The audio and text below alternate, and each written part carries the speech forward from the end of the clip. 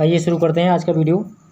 आज की वीडियो में पेपर सेकंड, ये आपका कोड है 241452 E241452। सब्जेक्ट इंग्लिश लिटरेचर रहेगा। पेपर सेकंड है 18th to 20th सेंचुरी। तो इसमें हम बात करेंगे, फर्स्ट पेपर अपलोड हो चुका है। अगर आपने नहीं देखा है तो प्ले लिस्ट में जाकर जरूर देखिए जाके। इम्पोर्टेंट क्वेश्चन लॉन्ग मैंने सारे बता दिए हैं। इसके बाद हम 1 बाय 1 करके चारों पेपर के लॉन्ग क्वेश्चन कवर करेंगे। उसके बाद में हम स्टार्ट करेंगे शॉर्ट क्वेश्चन, फिर आपके बात होगी एक्सप्लेनेशन की। उसके साथ साथ भी फिर हम आपको कराएंगे answer question wise, topic wise, unit wise. ठीक है, तो आज का वीडियो आपका डिपेंड रहेगा। लॉन्ग क्वेश्चन इंपॉर्टेंट रहेंगे इसमें। हम जो भी इंपॉर्टेंट क्वेश्चन थे सेकंड पेपर से जितने भी सारे हैं वो इसी में आपको मिलेंगे। और आपके जो फर्स्ट पेपर था उसमें भी 5 यूनिट थे, और आपका जो सेकंड पेपर है इसमें भी आपकी 5 यूनिट हैं, यानी कि 5 यूनिट हैं इसमें। लेकिन सिलेबस बड़ा है तो क्वेश्चन भी इसमें संख्या ज़्यादा रहेगी। तो प्लीज़ आप लोगों से रिक्वेस्ट है, आप लोग सब्सक्राइब नहीं करते हैं, प्लीज़ सब्सक्राइब कीजिएगा। क्योंकि आप लोगों ने 50 लोगों ने वीडियो देखा है, बहुत ही खुशी की बात है। लेकिन साथ ही प्लीज़ आप लोग सब्सक्राइब भी कीजिएगा और कमेंट भी कीजिएगा। कम्युनिटी पेज को जरूर फॉलो कीजिएगा, वहाँ पे मैंने लगा दिया है कि आपको किस पेपर से रिलेटेड क्वेश्चन चाहिए। तो दोनों चीज़ों पे वहाँ आप वोट कर सकते हैं। कमेंट में आप कमेंट जरूर कीजिए, वीडियो को लाइक भी कीजिएगा और शेयर भी कीजिएगा अपने दोस्तों में। तो आज के डेट में हम करेंगे सेकंड पेपर के लॉन्ग क्वेश्चन कंप्लीट। तो पहला यूनिट आपका आता है इसमें प्रोज का, सेकंड आपका आता है पोइट्री का, थर्ड भी पोइट्री का आता है। इसके बाद में आता है आपका ड्रामा, और फिर आता है आपका शॉर्ट स्टोरी यानी कि फिक्शन। तो चलिए अब क्वेश्चन देख लेते हैं फटाफट। आइए, आपका पहला क्वेश्चन आपकी स्क्रीन पर शो हो रहा होगा, इसको देखेंगे, इसका मीनिंग भी समझेंगे साथ साथ में। पहला क्वेश्चन आपका है explain Joseph Addison as an essayist. Joseph Addison एक निबंधकार हैं, इनके बारे में आपका क्या कहना है, क्या विचार हैं आपके। What do you think about Joseph Addison as an essayist, तो ये लिखना है। ठीक है, क्वेश्चन नंबर सेकंड है write summary of Joseph Addison's essays the spectator's account of himself. ये इनका ऐसे है, तो इसके बारे में आपको क्या लिखना है, समरी बतानी है। ठीक है, यानी कि सारांश बताना है कि कैसा ऐसे है ये। क्वेश्चन नंबर थर्ड है Charles Lamb was an essayist. Charles Lamb भी एक एसेस्ट निबंधकार थे, किस प्रकार हैं उनके बारे में आपको बताना है। क्वेश्चन नंबर 4 है write a critical appreciation of Charles Lamb's essay. Charles Lamb का जो ऐसे है, कौन सा ऐसे है, the old and new school masters, ये ऐसे है। तो इसके बारे में आपको क्रिटिकल एप्रिसिएशन लिखना है। क्रिटिकल एप्रिसिएशन कैसे लिखना है वो आपको मैं इन सब के क्वेश्चन के बारी बारी से आंसर दूंगा। अभी हमारा टाइम है कि हम कंप्लीट करें आपके लॉन्ग क्वेश्चन जो भी इम्पोर्टेंट हैं सेकंड पेपर से। तो इसको भी आप लोग अपने दोस्तों में शेयर कीजिएगा, स्टोरी लगाइएगा। जो भी आप यूज़ करते हो, आपका इंस्टाग्राम है, फेसबुक है या फिर ट्विटर है, कहीं भी आप लोगों, इस पर MA इंग्लिश का कंप्लीट सिलेबस आपको मैं प्रोवाइड कर चुका हूँ। प्ले लिस्ट में जरूर देखिएगा, चारों पेपरों का सिलेबस अपलोड है और कंबाइंड वीडियो भी सिलेबस का अपलोड है, प्ले लिस्ट में अपडेटेड है। क्वेश्चन नंबर 5 है what do you know about autobiographical element in Charles Lamb ऐसे।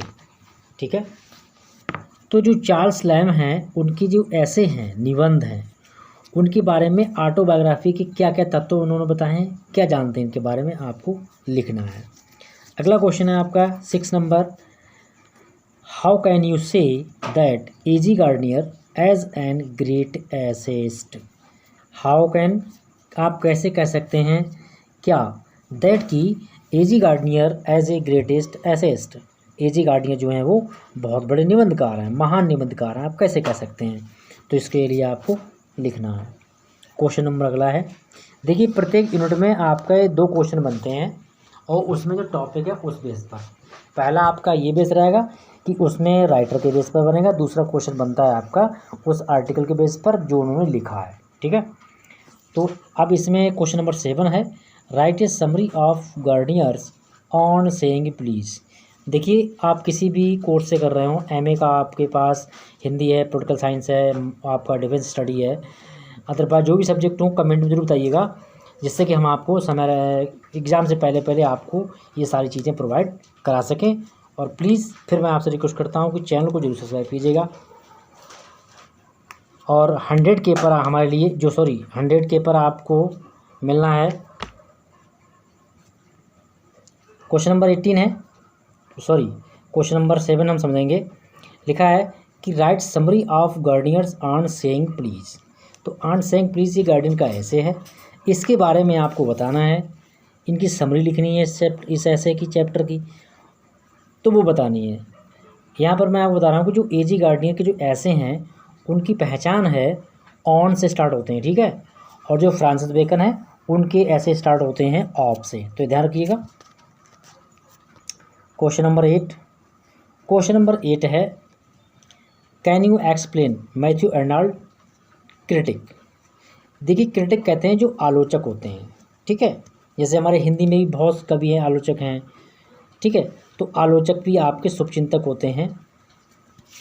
12th क्लास में एक चैप्टर था निंदा रस, हरिशंकर परसाई का, तो उसमें भी यही समझाया गया है कि जो निंदक होते हैं वो आपके शुभचिंतक होते हैं, क्योंकि अगर वो आपकी निंदा नहीं करेंगे तो आप अपने काम में इम्प्रूवमेंट नहीं करेंगे, सुधारेंगे नहीं, तो ये भी ज़रूरी है। तो Matthew Arnold as a critic आपको एक्सप्लेन करना है, समझाना है। Comment on Alexander Pope as a satirist कहते हैं व्यंग्यकार, ठीक है। अलेक्जेंडर जो पोप हैं वो सैटराइस्ट हैं, व्यंग्यकार हैं, कैसे हैं उनके बारे में लिखना है आपको। क्वेश्चन नंबर आपका है 10, give a character sketch of Belinda in the rape of the lock. जो रैप ऑफ द लॉक जो स्टोरी है उसमें जो बेलिंदा है उसका कैरेक्टर क्या है, इसके बारे में आपको बताना है। क्वेश्चन नंबर 11 है, क्वेश्चन नंबर 11 का रहा है, can you explain William Wordsworth as a nature poet.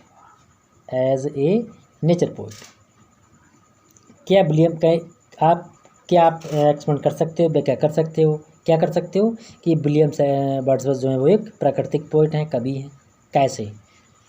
Question number आपका 12 है, write a critical appreciation of Wordsworth poem T turn away.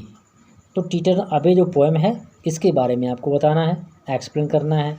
Critical appreciation कैसे लिखा जाएगा, ये क्वेश्चन डेफिनेटली किसी ना किसी पोएम से ज़रूर पूछा जाएगा।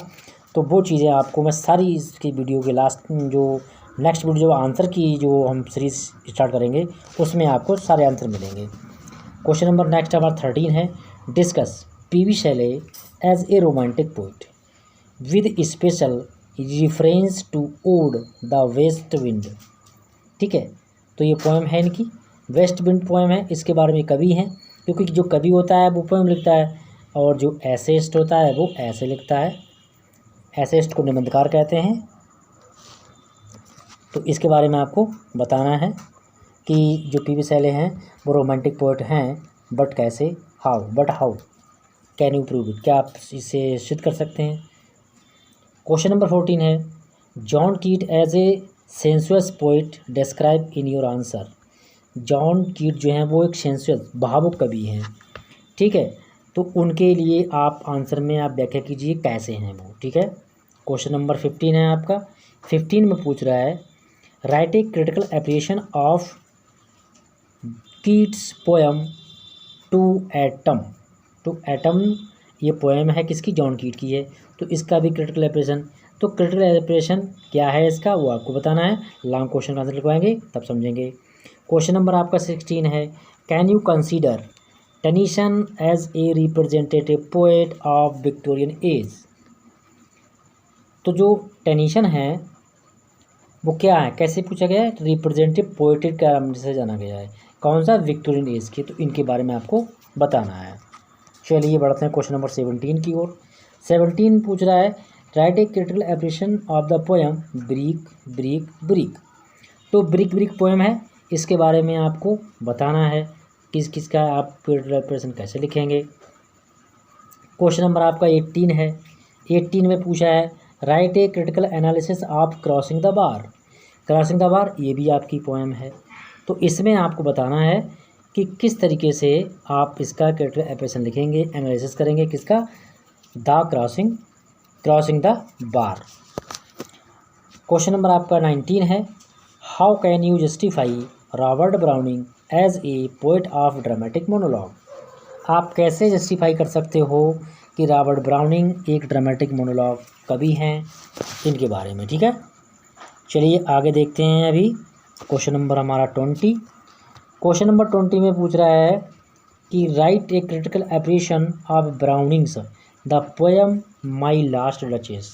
माई last duchess very interesting poem है, इसका आपको क्रिटिकल एप्रिसिएशन पूछा गया है। तो ब्राउनिंग मतलब कि ये रॉबर्ट ब्राउनिंग कवि हैं, उनकी पोएम है ये, तो उनके बारे में पूछा गया, आपको बताना है।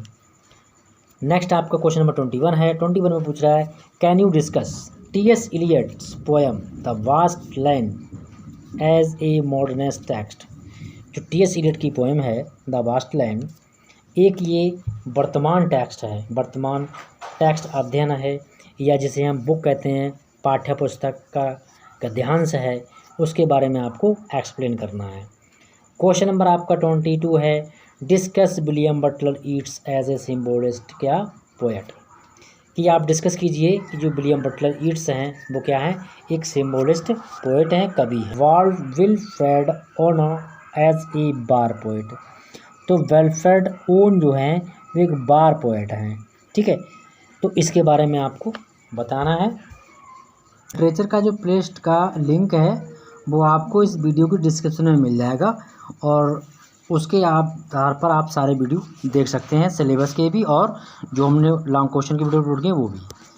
तो क्वेश्चन हमारा था, discuss waiting for Godot as a theatre of absurd.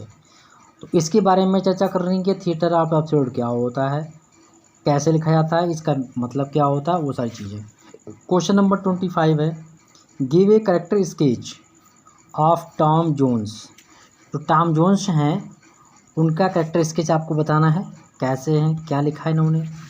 अगला क्वेश्चन आपका 26 है, give a character sketch of Marlow in Joseph Conrad's heart of darkness. ये इनका आर्टिकल है।